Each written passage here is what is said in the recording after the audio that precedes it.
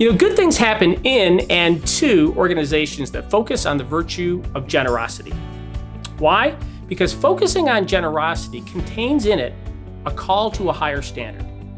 In today's world, society places importance on me behavior, and many miss the opportunity to learn how to interact in a we society. Being generous shifts the focus from ourselves to others, be it our visitors, our team members, or even our community. Unquestionably, the goal of being more generous people, and therefore a more generous organization, is the right thing to do.